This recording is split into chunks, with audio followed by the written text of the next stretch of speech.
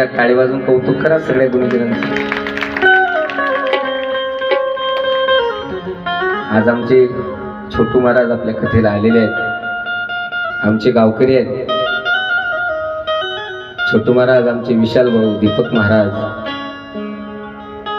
आमचे सुनील दादा, मायबापा हो.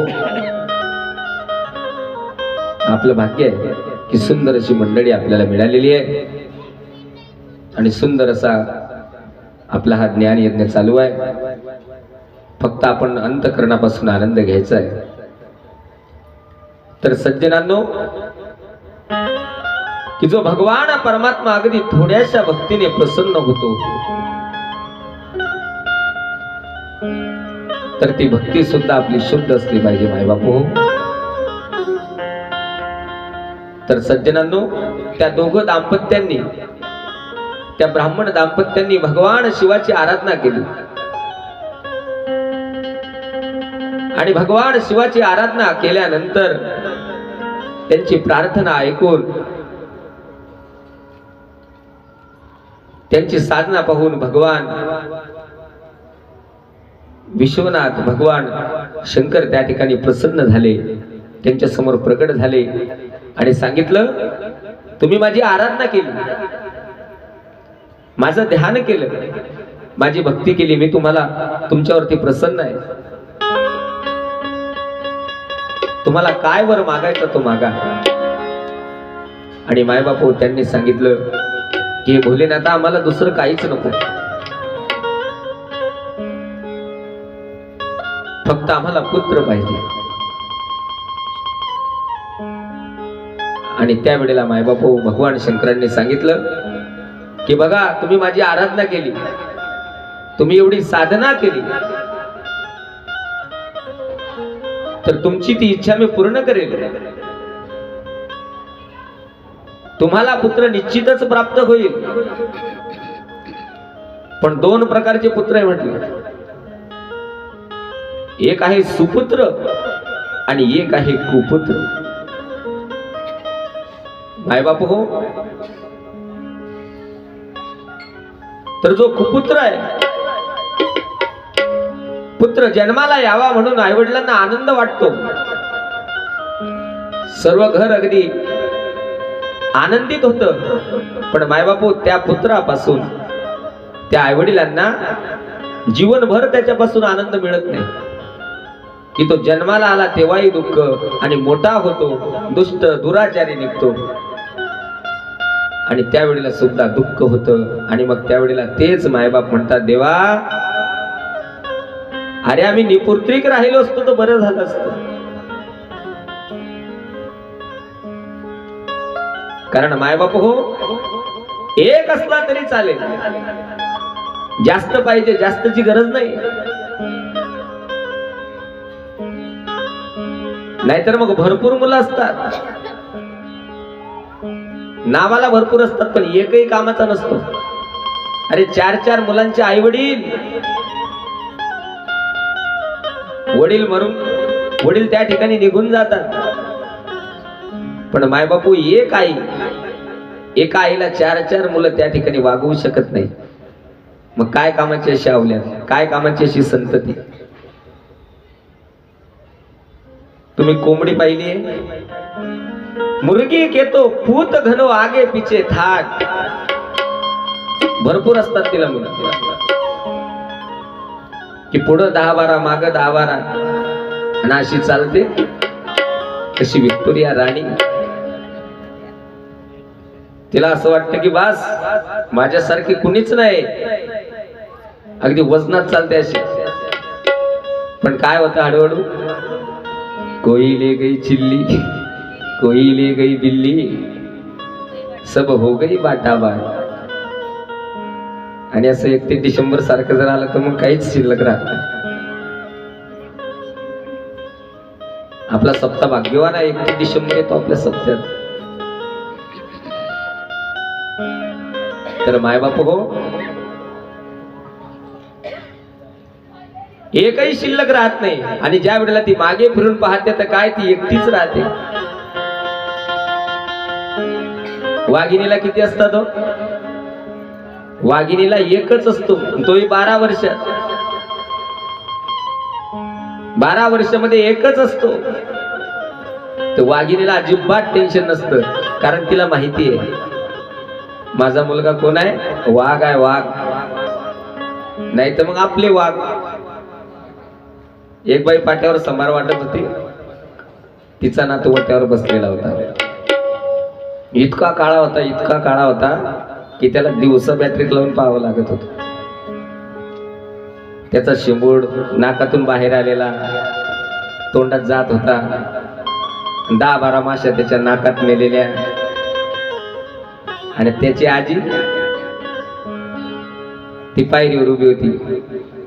आपल्या सुनबाईला म्हणायची, बघ म्हटले माझा वाघ, बघ म्हणे माझ्या वाघाचं पिल्लू. तो वाघ नाही हो, माय वाघाचं पिल्लू नाही ते. तुझा वाघ म्हणजे 5च्या पुढचा वाघ. तर मायबाप हो, एकच पुत्र असावा, तो छत्रपती शिवाजी महाराजांसारखा असावा. की जर का शिवाजी महाराज जन्माला आले नसते तर मायबापू तुम्ही आम्ही एवढ्या आनंदाने एवढ्या प्रेमाने या धर्म मंडपामध्ये कथा ऐकायला बसले नसते. एकच राजा इथे जन्मला, एकच राजा इथे जन्मला, शिवनेरी किल्ल्यावर.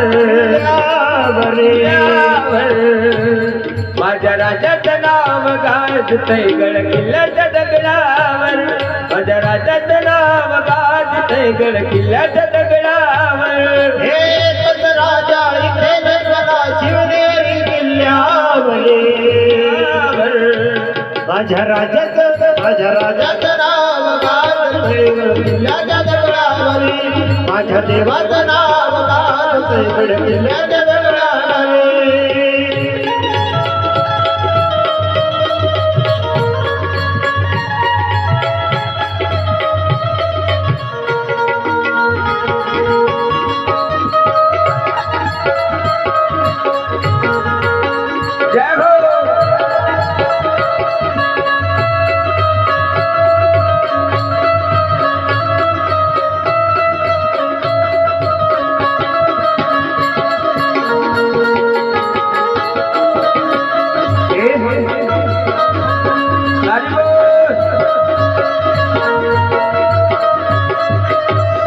स्वराज निर्माण केले तलवारीच्या धारेवर. तलवारीच्या धारेवर, तलवारीच्या धारेवर. रयतेसाठी वार झेलले आपल्या निगड्या छातीवर. आपल्या निगड्या छातीवर, आपल्या निगड्या छातीवर. राजपणाने लढले बावळे भरताच्या राजावर. माझ्या राजाचं, माझ्या देवाचं, माझ्या राजाचं नाव गाजतंय किल्ल्याच्या दगडावर. माझ्या राजाचं नाव गाजतंय किल्ल्याच्या दगडावर. एकच राजा इथे जन्मला, शिवनेरी किल्ल्यावर. माझ्या राजाचं नाव गाजतंय गड किल्ल्याच्या दगडावर. माझ्या देवाचं नाव गाजतंय गड किल्ल्याच्या दगडावर.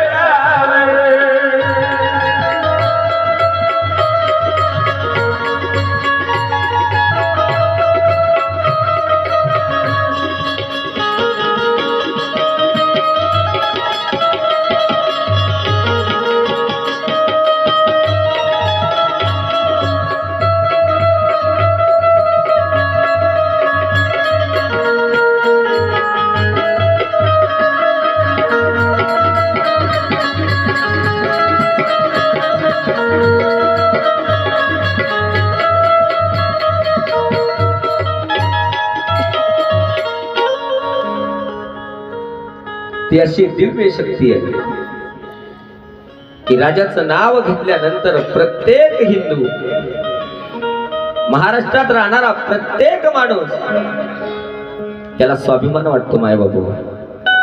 कारण राजाचं कर्तृत्व तसं होतं आणि म्हणून संपूर्ण जगावरती त्या राजाने राज्य केलं होतं. दुनिया पे राज किया था उसने क्योंकि जिस्म उसका फौलाद का था. दुनिया पे राज किया था उसने, क्योंकि जिस्म उसका फौलाद का था। कभी किसी के सामने सर नहीं झुकाया, क्योंकि हिंदू की वो औलाद थी। माय बापू एकच पुत्र असावा छत्रपती शिवाजी महाराजांसारखा, एकच असावा ध्रुवा सारखा, की ज्याने की तसा पुत्र आपल्या कुळाचा तर उद्धार करतोच, पण मायबापू त्या एकामुळे आपली सर्व कुळ, आपल्या 21 कुळांचा उद्धार होतो। तुका म्हणे कोटी कुळे ती पुनीत, भावे गाता गीत विठोबाचे, की त्याची सर्व कुळ त्या ठिकाणी पुनीत होतात मायबापू। पण तो सुपुत्र असला पाहिजे, नाही तर भरपूर असतात, काही कामचे नाही। आम्ही मालेगावला कार्यक्रमाला गेलो, एक बाई गाडीत चढली, 1.5, 2.5, 3.5, 4.5, 5.5, 6.5 अशी 6 लेकरं त्या बाईने तिच्या सोबत। ते 6 मुलं काही व्यवस्थित बसत नव्हती, की ते कोणाच्या पिशवीला हात लाव, कोणाच्या कशाला हात लाव। ते कंडक्टरच्या जवळच बसले, कोणी खिशाचा पेनालाच हात लावायचं, तर कोणीच्या हातातलं ते हिसकायचं। तर म्हणायला लागला, ए बाई, अरे कोणाचे मुलं हे किसके बच्चे? तेवढं ती बाई आली, ती म्हणायला लागली, मेरे बच्चे क्या, ये सब तेरे? तो मेरे नहीं तो क्या तेरे फिर? तो म्हणायला लागला, मग याच्यातले अर्धे आणायला काय झालते? हाँ जी, मैंने तो आधे ही साथ में लाए, बाकी के घर पर रखे। म्हणजे तिने अर्धे आणले होते सोबत, मग घरी किती असतील?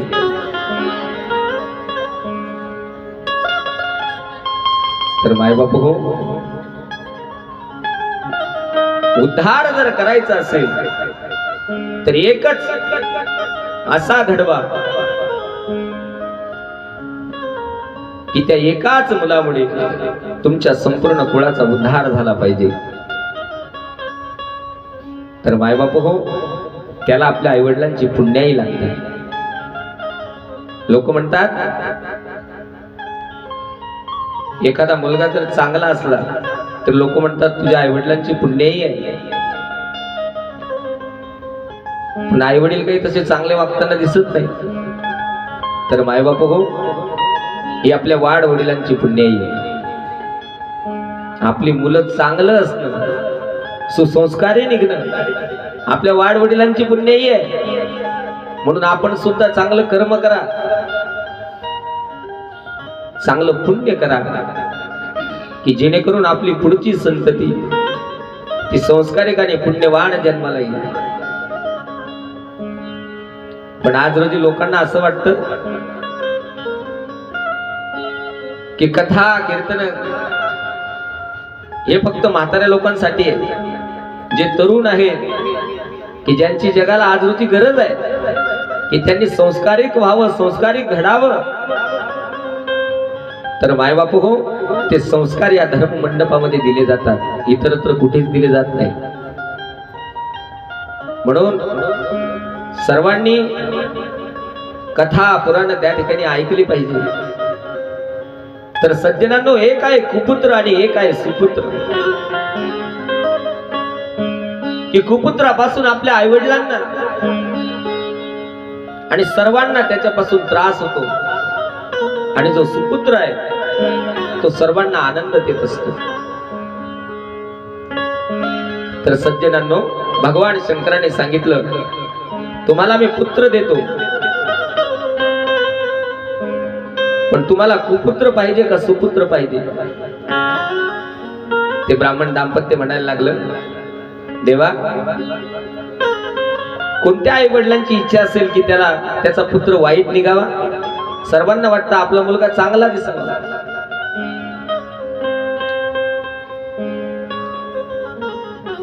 पण म्हटले प्रॉब्लेम असा आहे। म्हटले काय? म्हटले जो कुपुत्र आहे त्याचं भरपूर आयुष्य असेल, आणि जो सुपुत्र आहे म्हटले त्याचं फक्त 5 वर्षाचं आयुष्य असेल. आणि मग ते विचार करायला लागले की आपण जर कुपुत्र मागितला तो जास्त दिवस जगेल, पण तो जर त्या ठिकाणी दुष्ट दुराचारी असेल तर आपलं आयुष्य आपल्याला रडत रडतच घालवावं लागेल. रडल्याशिवाय दुसरा पर्याय राहणार नाही.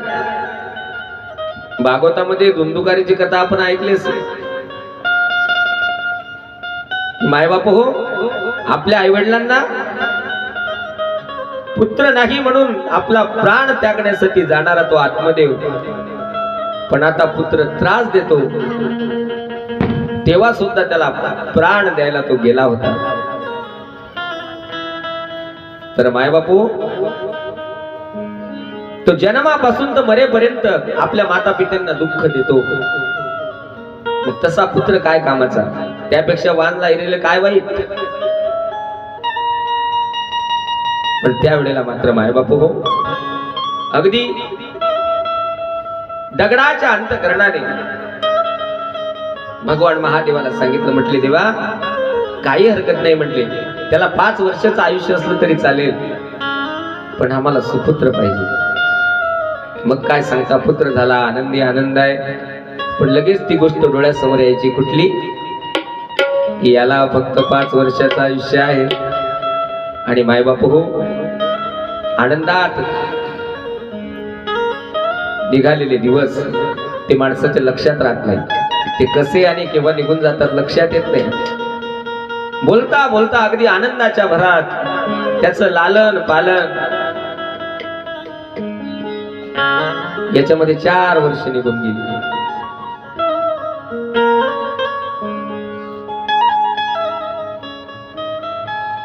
आणि मग असं करता करता मायबाप हो 4 वर्ष निघून गेली. आणि त्या वेळेला मात्र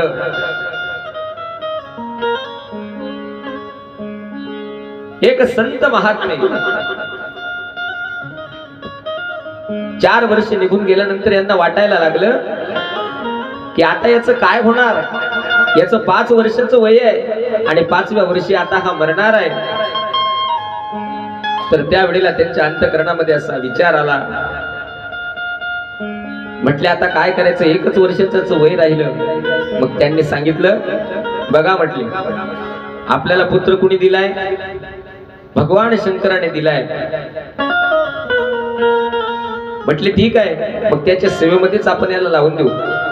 म्हटले बाळा जा, म्हटले तू भगवान शंकराची आराधना कर, त्यांची ध्यानधारणा कर. भगवान शंकर घोडे आहेत, तुझ्यावरती प्रसन्न होतील.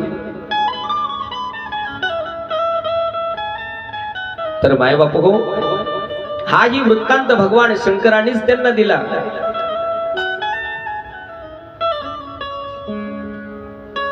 की त्या ठिकाणी तू गंगेच्या किनारी जा आणि त्या ठिकाणी भगवान शंकराची आराधना कर. आणि जो कोणी पुरुष तुला दिसेल त्या प्रत्येकाला त्या ठिकाणी नमस्कार कर. कोण जाणे की त्यातला एखादा सद्गृहस्थ असू शकतो, एखादा सज्जन असू शकतो, एखादा संत असू शकतो. आणि त्या संताची कृपा जर त्याच्यावरती झाली तर निश्चितच याचं पुन्हा त्या ठिकाणी आयुष्य वाढू शकतं. कारण मायबाप हो असं म्हणतात की जगामध्ये तुम्हाला सर्व काही मिळेल, पण मायबाप हो तुम्हाला सज्जन भेटणार नाही. दुर्जन तर तुम्हाला जागोजाग मिळतील. दुर्जन वाईट वागणारे खड तुम्हाला जागोजाग मिळतील, पण मायबाप सज्जन तुम्हाला भेटणं हे मुश्किल आहे. की ज्या अशक्य गोष्टी आहेत त्या शक्य करता येतील, पण मायबाप हो संतांचा सहवास जीवनामध्ये खूप दुर्मिळ आहे.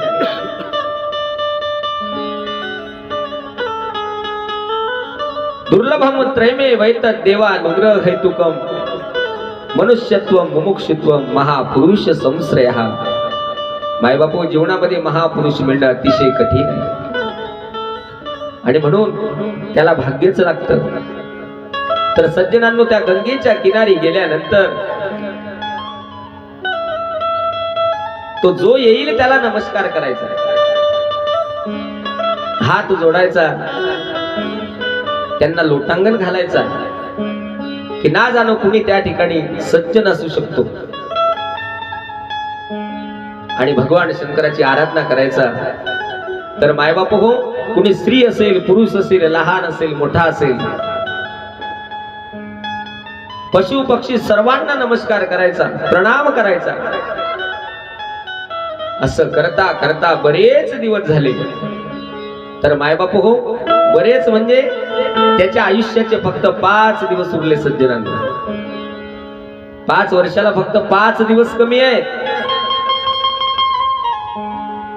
आणि रोजचा त्याचा नित्यक्रम असा होता की जो येईल त्याला नमस्कार करायचा, लोटांगण घालायचं, दंडवत करायचा. तर कपाळाला सुद्धा वळखण पडलेलं होतं, हातांना सुद्धा छाले पडलेले होते. नमस्कार, दंडवत, प्रणाम करायचा. पण मायबापू, त्याचं भाग्य उदयाला आलं आणि त्याच वेळेला त्याच्या त्या कुटीच्या समोरून सप्तऋषी आले. आणि त्या सप्तऋषींना त्यांनी प्रणाम केल्याबरोबर त्यांना दंडवत घातलं. आणि दंडवत घातल्याबरोबर त्यांनी आशीर्वाद दिला, चिरंजीवी भव, चिरंजीवी भव, चिरंजीवी भव. आणि मग असा आशीर्वाद दिल्यानंतर त्याचे वडील त्या ठिकाणी आहेत. ते म्हणायला लागले, महाराज तुम्ही काय आशीर्वाद दिला याला? म्हटले चिरंजीवी भव. अहो म्हटले, याचं आयुष्य फक्त 5 वर्षाचं आहे आणि त्या 5 वर्षातील फक्त आता 5 दिवस शिल्लक राहिलेले आहेत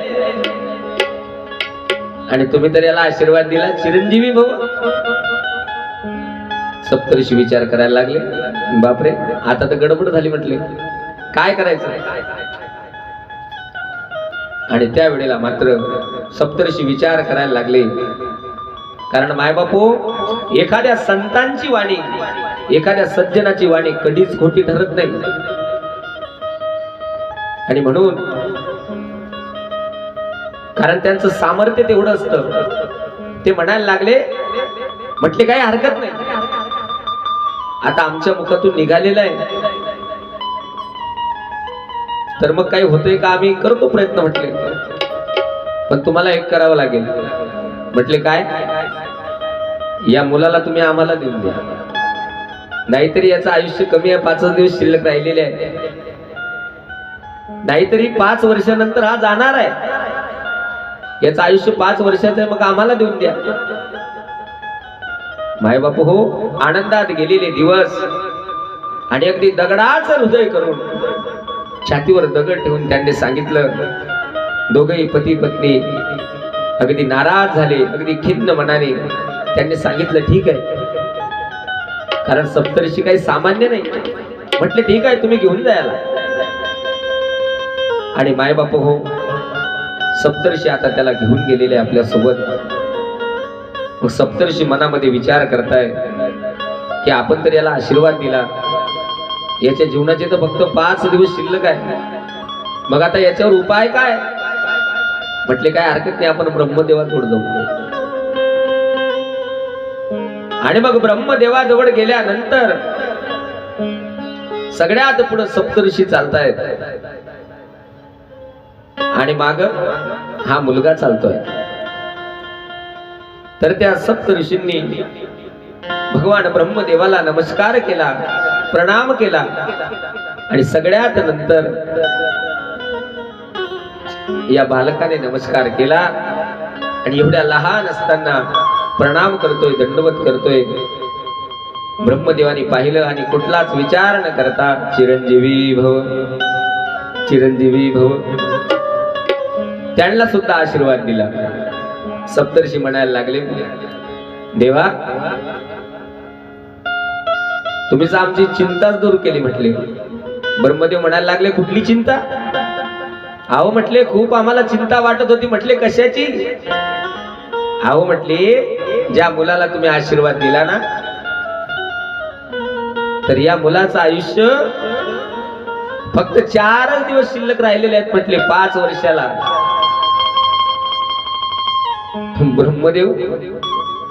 ब्रह्मदेवाला भ्रम वाटायला लागला, अरे बापरे हे काय करून बसलो म्हटले मी, म्हणजे सगळी चिंता तुम्ही माझ्या गळ्यात टाकली म्हटले. मग आता काय करायचं म्हटले, काय आता आम्ही तर झालो म्हटले चिंतामुक्त, आता तुम्हीच तिला म्हटले आशीर्वाद. अहो मग तुम्ही आधी सांगायचं ना म्हटले की याच्या आयुष्याचे थोडे दिवस शिल्लक राहिलेले, आता काही बदल करता येणार नाही म्हटले. ब्रह्मदेवा आता तुम्हीच पहा म्हटले काय करायचं. चला म्हटले आता आपण भगवान शंकराकडे जाऊ. आणि मायबाप हो भगवान शंकराकडे जायला लागले. आता याच्या जीवनातले किती दिवस शिल्लक राहिले, 4 होते, 4 पैकी आता फक्त 3 शिल्लक राहिलेले आहेत. मग ब्रह्मदेव, सप्तऋषी आणि तो मुलगा कुठे गेले, भगवान शंकराजवळ गेलेले आहे कैलासावर.